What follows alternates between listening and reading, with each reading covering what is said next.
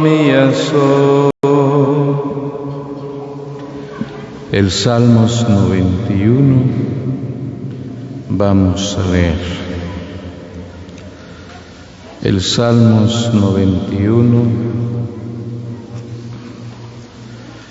dice la palabra en el verso 1, en el nombre del Señor Jesús. El que habita al abrigo del Altísimo morará bajo la sombra del Omnipotente. 2:1. Diré yo a Jehová, esperanza mía y castillo mío, mi Dios, en quien confiaré. Cuando pensaba en estos versos, yo meditaba un momento en ello.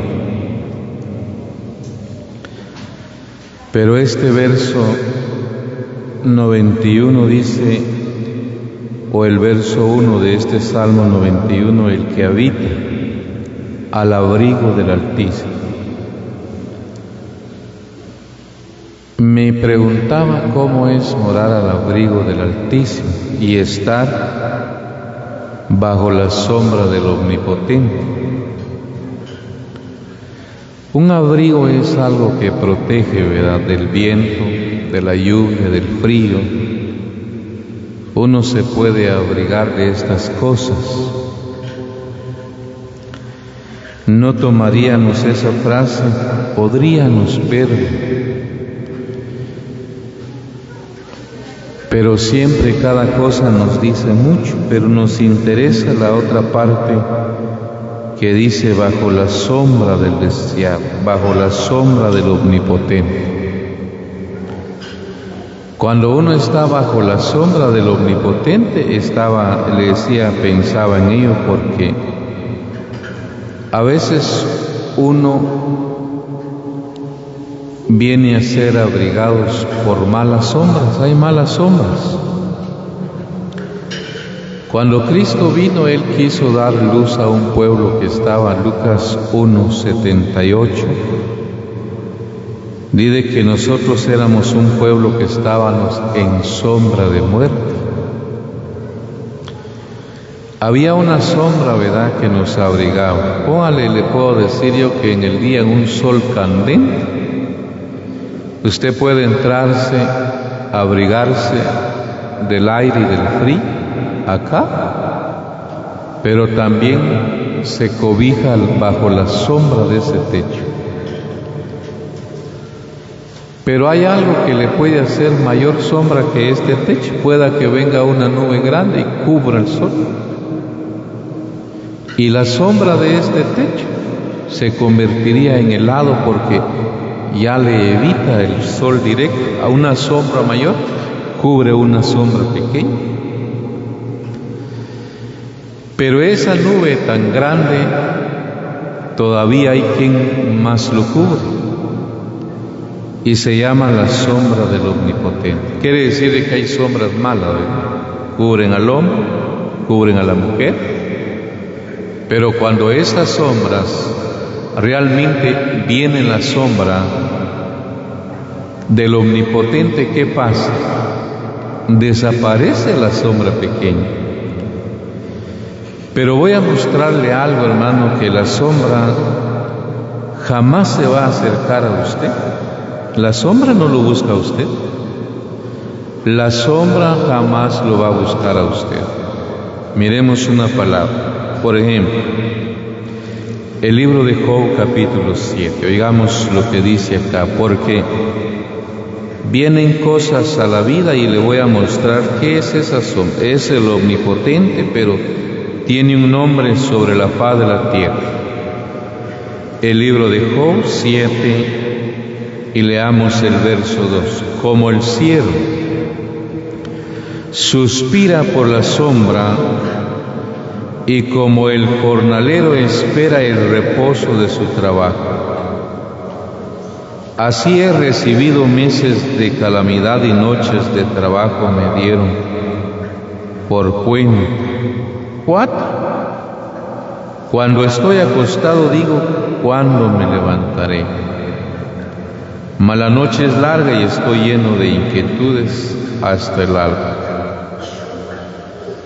Job llegó a argumentar contra Dios y dijo él, ¿no es acaso brega? La palabra brega quiere decir, ¿no es acaso dura la vida del hombre sobre la tierra? Claro que sí. Nada es fácil, nada es fácil. Es dura. Cuando dice brega, dura. Sí, es dura la vida sobre la tierra. Pero dice el verso 2 que como el siervo, por ejemplo, cuando los siervos de la antigüedad, ¿verdad?, compraban a una persona y el amo le decía, trabaja, haz eso, y aunque él quisiera, ¿verdad?, pueda que el amo esté hasta con su refresco en la sombra, bebiendo, comiendo, pero aquel es un siervo comprado, y los siervos comprados tenían que hacer lo que el amo les mandaba hacer.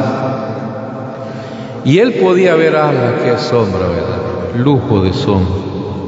Malaya yo estuviera sentado ahí. Malaya yo estuviera abajo, pero no se puede porque él es un siervo. Si es el agua o el sol, como es un siervo comprado por dinero, él tiene que hacer lo que su amo le manda hacer. Pero dice el verso que como el siervo suspira por la sombra, cuando alguien suspira por algo, yo no sé si le ha pasado a usted, pero siempre aquella palabra, ¿verdad?, como el buen Chapín la usa, dice Malaya, ¿verdad?, pero se queda viendo un carro y dice Malaya fuera mío, ¿verdad? Se queda viendo la casa y dice Malaya fuera mío. Y todo lo que mira y no tiene, dice Malaya, ¿verdad? Usamos mucho esa palabra. ¿Pero por qué? Pero ese Malaya es un suspiro porque lo anhela, lo desea, lo quiere. Pero en la vida sobre la faz de la tierra lo que se anhela, ¿verdad?, se trabaja, se esmera, el hombre alcanza, bueno, y logra alcanzar y obtener algo, ¿verdad? Pero esos siervos solamente son deseos que jamás alcanza. Me quedaba observando acá que esa sombra, en verdad, cuando dice que el que habita, entonces el Altísimo tiene una protección tan grande cuando hay algo en la vida que viene a fatigar, porque le voy a mostrar a usted algo. ¿Por qué realmente se busca esa sombra? Porque el sol viene, hermano, y el sol, cuando viene el sol, he estado considerando como 5, 6, 7 cosas de las cuales el sol hace. Usted tal vez no se ha dado cuenta, pero el sol tiene efectos como la luna. La luna tiene efectos. Hay quienes tal vez se les llama lunático. En la Biblia dice mi hijo es lunático, y los lunáticos tienen efectos lunares. La luna les afecta. Hay quienes les causa dolor, hay quienes amanecen cansados, pero son efectos de luna. Yo no lo había entendido si no es por la palabra. Pero el sol tiene también efectos serios en la vida. Y cuando me quedaba pensando en ello, dice que el siervo suspira, anhela la sombra, y el Altísimo tiene una gran sombra, y hay sombras que vienen a atormentar la vida, pero cuando uno entiende que Él es la sombra, que no hay realmente sombra que vaya a hacerle sombra a Él. Hay sombras pequeñas, pero cuando uno se abriga en Él. Pero ahora mire el Salmos 37. Oigan lo que está escrito en el Salmos 37 y leamos lo que dice acá. 36 del Salmos 7 el verso. Oiga cómo lo describe. Cuán preciosa, oh Dios, es tu misericordia Por eso los hijos de los hombres se amparan bajo la sombra de tus alas. Pero el 8, serán completamente saciados de la grosura de tu casa, y tú los abrevarás del torrente de tus delicias. Si usted se queda viendo acá este salmo, vea estos salmos, hasta el verso 2. Pero este salmista llegó a decir cuán preciosa, oh Dios, es tu misericordia. La misericordia está entre las cosas preciosas. Hay quienes, ¿verdad?, usan, por ejemplo, cuando se habla de algo precioso, es de un gran valor, se le atribuye la palabra gran valor. Pero hay quienes le llaman, por ejemplo, a un carro, este está preciosito, dicen, ¿verdad? Pero ¿cuánto le costó? Preguntaba al hermano allá, le decía que le costó su vehículo, $80,000. Decía, pero mira, qué carro, está precioso. Dijo, pero son $80,000. Yo pienso que los juntaría, tienen, pero lo que realmente se le llama de gran precio. Según el Salmos 49, por ejemplo, la salvación es algo precioso. Dice que no se logra jamás, que aunque el hombre tenga el oro del mundo, cuando se habla de algo precioso, es de gran valor. Ahí es donde y hay quienes le atribuyen y dicen, tal vez le atribuyen a la esposa, mi esposa, dice, es preciosa mi esposa. Confunden a veces lo bello, ¿verdad, hermano? Lo bello con el valor. Y dicen precioso, y aunque hay quienes solo se los roban, hermano, no robóle usted, ¿verdad? Pero se hacen eso, tal vez ni gastos, ¿verdad? Pero en la palabra, la misericordia se le llama preciosa, como dice acá, la misericordia de Dios. Y un día me quedaba pensando cuando dice acá cuán preciosa, oh Dios, es tu misericordia.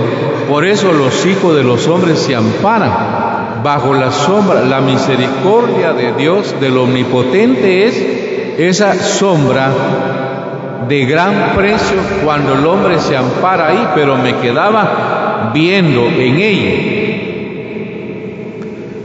La mayoría de los judíos usaron la palabra cuando necesitaban un favor del Señor.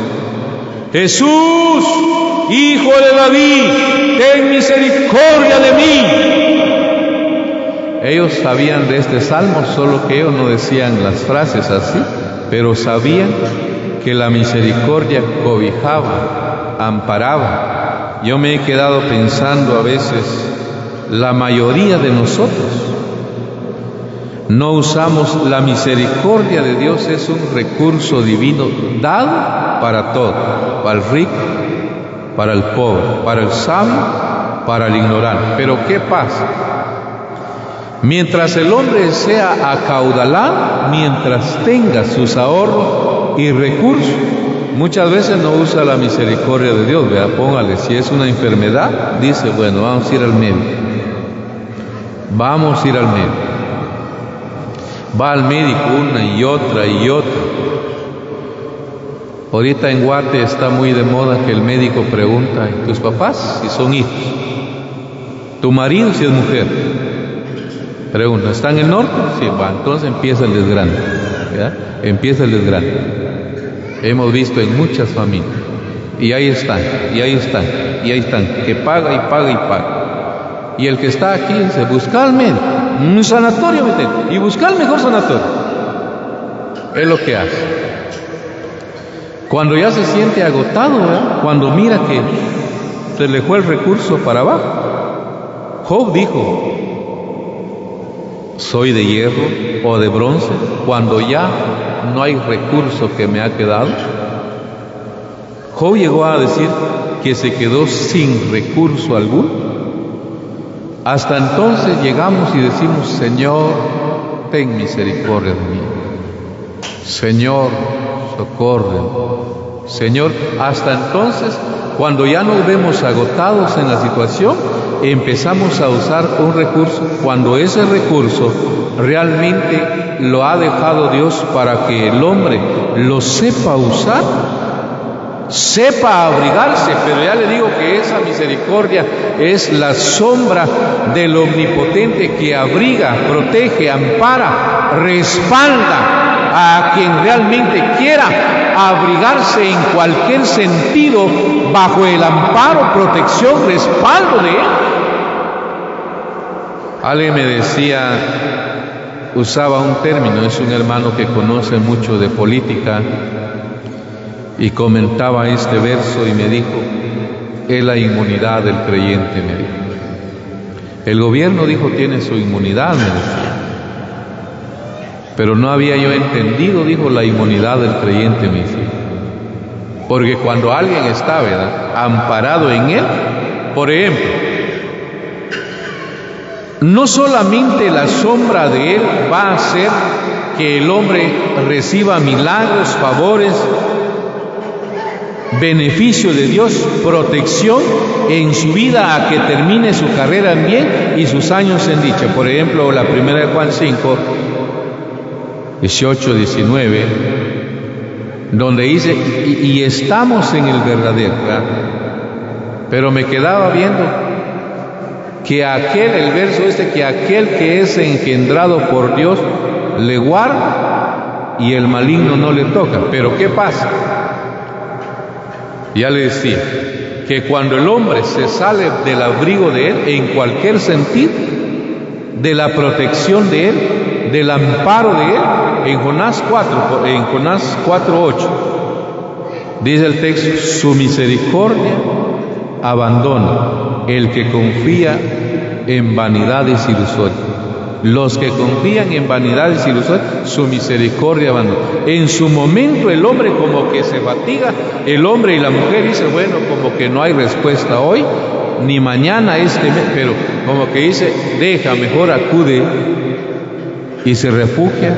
Hay quienes se refugian en el alcohol, en el tabaco, en la drogadicción, cualquier estupefaciente. Se amparan, se cobijan en cosas que no le van a dar ningún beneficio, sino que le traen perjuicios a la vida. Pero cuando el hombre sabe, yo estaba viendo acá, se me salía la palabra en la boca y le leo, por ejemplo, me quedaba viendo acá esta frase y estaba considerando Cantares 2:3, estaba viendo acá una frase en el libro Los Cantares, capítulo 2, el verso 3 dice, como el manzano entre los árboles silvestres, así es mi amado entre los jóvenes. Sigue, bajo la sombra del deseado me senté y su fruto fue dulce a mi paladar. Oiga lo que está escrito aquí, bajo la sombra del deseado me senté. Cuando miraba este verso, me quedaba observando el texto, nos da mucha información, ¿verdad? Habla de los árboles silvestres, los jóvenes, de ángeles, pero luego dice bajo la sombra del deseado. Tiene que haber un apetito en la vida. Cuando alguien tiene el deseo, el salmista dijo en una ocasión que él deseó los mandamientos del Señor, los deseaba. El Señor anhelaba, por ejemplo, la Pascua, ¿verdad? ¿Cuánto he deseado, anhelado comer con usted? Se miran los que desean, ¿verdad, hermano? Dice que esta sulamita dijo bajo la sombra de él, era el deseado. El deseado, se le llama el deseado de las naciones. Cuando alguien desea estar con Él, busca la presencia de Él, porque en Él el hombre, voy a contarle un texto con este texto, por ejemplo, el Salmo 61, dele un vistazo al Salmo 61, el verso 4. Yo habitaré en tu tabernáculo para siempre. lo que sigue. Estaré seguro bajo la cubierta de tus alas, porque tú, oh Dios, has oído mis votos. Me has dado la heredad de los que temen tu nombre. Pero hay una frase: estaré seguro bajo la cubierta de tus alas. La sulamita llegó a decir: bajo la sombra del deseado me senté. Cuando alguien está sentado a los pies de él, alguien que realmente anhela. Es algo imposible, hermano, de que uno deje de oír al Señor. A veces el cansancio llega a la vida. El cansancio llega a la vida, sea física, espiritual, y viene a verse que cuando el cansancio llega a la vida, el hombre deja de leer, deja de perseverar, deja de cantar, deja de orar, deja de trabajar. Ya el hombre dice: vamos a la reunión. Sí, hombre. Algunos cantaban, leían, pero lo dejaron poco a poco. Se ve el cansancio. Cuando el cansancio llega físicamente, ya no rinde como en las primeras horas. Ya estoy cansado, dice, ya no dan, ya tal vez ya ni lava sus herramientas, limpia, barre, lo hago mañana, estoy cansado. Deja de hacer aquello bien.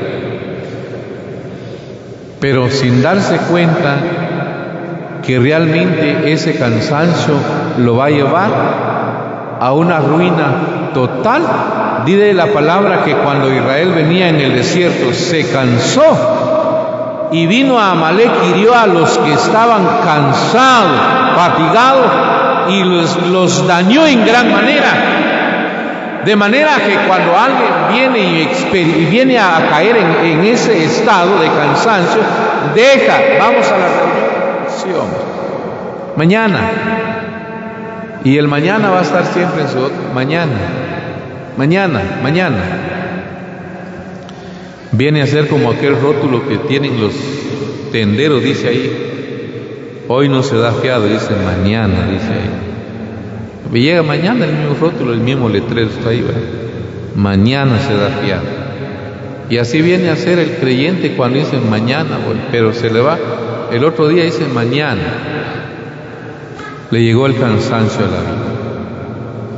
Pero el salmista describe acá y dice: ¿por qué se abrigaba ahí?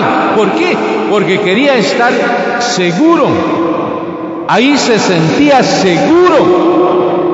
No quería salirse de la protección, de respaldo, porque sabe lo que Juan 15:4 o 5 dice: separado de mí, nada podéis hacer. A veces al hombre no le sale bien el trabajo, el negocio, ni la crianza de los hijos, ni la mujer, ni el marido, ni nada sale bueno. Todo es, pero ¿por qué no sale bueno? ¿Por qué? Y empieza a preguntarse, porque muchas veces tratamos nosotros de que nosotros seamos el respaldo tal de las cosas, cuando separados del Señor, nada podemos hacer.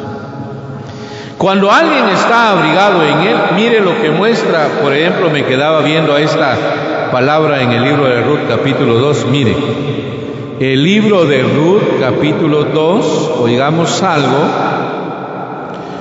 Mire el capítulo 2 del libro de Ruth, el verso a leer es el verso, por ejemplo, el verso 12. Jehová, ahora, oiga hermano el resultado: Jehová recompense tu obra y tu remuneración sea cumplida de parte de Jehová, Dios de Israel, bajo cuyas alas has venido a refugiarte.